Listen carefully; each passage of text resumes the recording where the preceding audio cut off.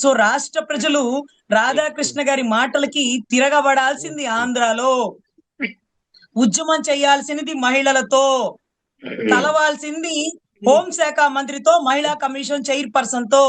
ABN ఆఫీసులకు వెళ్ళబళ్ళ, ABN ఆఫీసులకి MLA మగవాళ్ళైనటువంటి కొంతమంది కార్యకర్తలు వెళ్ళబళ్ళ. తిరగబడాల్సింది, ఉద్యమం చేయాల్సింది ఆంధ్రాలో. వైసీపీ కార్యకర్తలు ఉనింది ఆంధ్రాలో. వైసీపీకి వెన్నుముక లేదన్న స్టేట్మెంట్ ఇచ్చింది ఆంధ్రాకి సంబంధించినటువంటి మగవాళ్ళని. ఆడబిడ్డల్ని చెల్లెళ్ళుగా, అంటే భార్యలని చెల్లెళ్ళుగా భావించి పెళ్లిళ్ళు చేసి ఇంకొక మగవాళ్ళ దగ్గరికి భర్తలు పంపించేస్తారనమాట.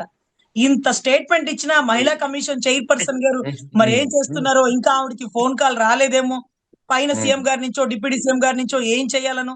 మరి ఇవన్నీ వింటూ కూడా గౌరవ డిప్యూటీ సీఎం గారు మహిళల గురించి ఎందుకు మాట్లాడతారు, కార్యకర్తల గురించి, ఇంట్లో ఆడవాళ్ళ గురించి ఎందుకు మాట్లాడతారు అని మహిళల గురించి మాట్లాడేటటువంటి అన్న ఎన్టీఆర్ గారు అన్న తర్వాత మళ్ళీ మా అందరికీ కూడా అన్న పవన్ అన్న, ఆయన మాట్లాడట్లేదు.